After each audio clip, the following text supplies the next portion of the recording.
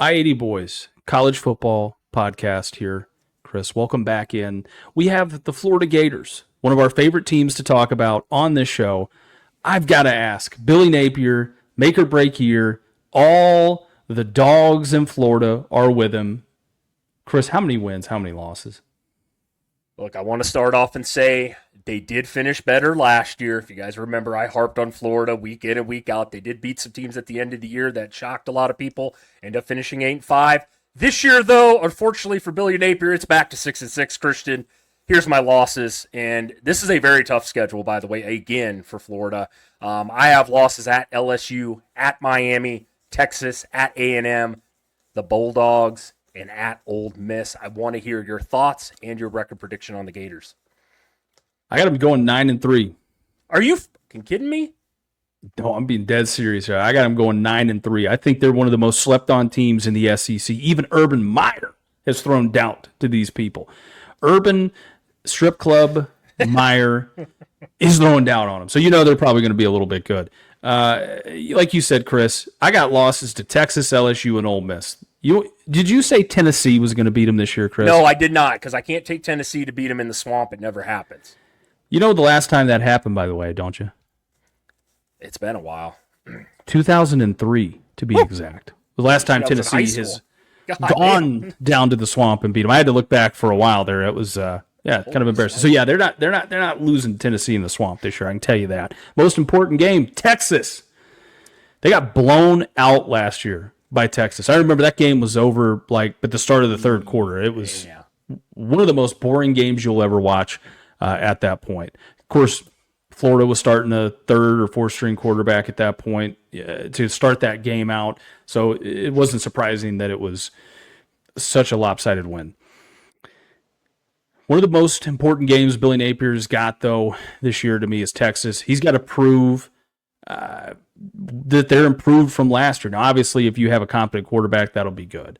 Chris, I want to touch on some of the other losses that Florida has. Let's dig into this roster a little bit, kind of see what we can pull out here. Key losses, running back Montrell Johnson, Elijah Badger, Chimmery Dyke, DK, I think, something like that. I don't know how to pronounce these names. I'm getting better and worse at the same time at name pronunciation. One of their linebackers they lost was Shamar James. He was a good linebacker for him. Jack Pyburn to the transfer portal. Let's talk about some key additions here. Now, this is where I think Florida fans should really be pretty excited for this year. The wide receiver position. Michael Sturdivant should help depth at the receiver position. The biggest piece they added, wide receiver Dallas Wilson. Because of course, nobody is anymore about the whole spring game. Did you hear what this kid did in the spring game? I did not. 5-star wide receiver, just got on campus, had 10 catches and almost 200 yards in Florida's spring game. Now, either Florida's defense is going to be ass cheeks this year, or this kid's going to be really good. So one of the two is going to happen. I'll be curious to see which. Maybe both. But and then last but not least, one of the key additions they had, quarterback Harrison Bailey out of Marietta, Georgia. Been around since 2020, going into the fifth year. He was a former top prospect, should be a solid backup if the Gators need him to get pressed into action this year. Chris, tell me a little bit about him. DJ Lagway, Billy Napier's saber. Yeah, I do like Lagway. If you remember, he stepped in for Mertz. Mertz got banged up last year. Lagway actually had a pretty good year. I believe he went 6-1 as a starter. His biggest key, though, too, can he stay healthy, right?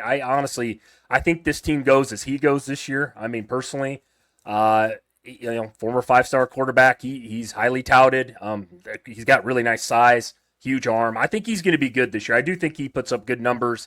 I guess overall, though, with Florida, my biggest thing is they have talent. Florida's never lacked in talent. That's one thing Florida does great, just as good as almost every team in the country. They recruit incredibly well. I got to give them that.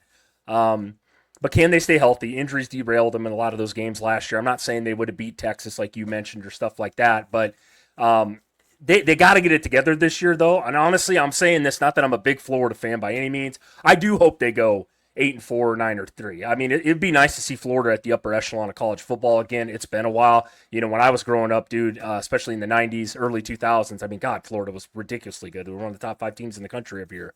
But yeah, like I said, I'm with you. DJ Lagway is my biggest key. Obviously, they did well in the portal. I also, guy you didn't mention at wide receiver is Eugene Wilson, a guy that's super athletic. I do think he'll have a big year too if he can stay healthy. I think he had hip surgery last year, so that kind of derailed him as well. So, no, I like this team. I do think, here's my thing. I know I picked him to go 6-6, Christian, but they might be a better team than the 8-5 team last year. I know that sounds crazy when you look at it on paper, but I do think Florida is going to be a better team this season. What's your thoughts and kind of final wrap up on Florida? Yeah, I mean, I think I can see exactly where you're coming from. I think the schedule is a lot harder for them, where you have Texas coming to you, but you also have to go travel on the road to go play at Ole Miss. You know, Kentucky, weirdly, it's hard to go play Kentucky, apparently, even if they're not a great team. So I do think they still beat Kentucky. You know, like you said, Chris, they bring back a lot of pieces to this team, and they upgraded a lot of key positions. Here's the thing. Can Billy Napier do enough to save his job? The Florida job to me is just like the Nebraska job. They proved last year they outkicked their coverage. They went 8-5.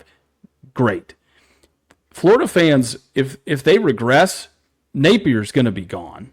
I can tell you that right now. They don't care how hard the schedule is. They do not care. They just want to see progression, right? Here's my big thing. Florida ranks 66 in total offense and 76 in total defense. Very middle of the road last year. Can either one of them improve going into this year? That's the big question I have for Florida.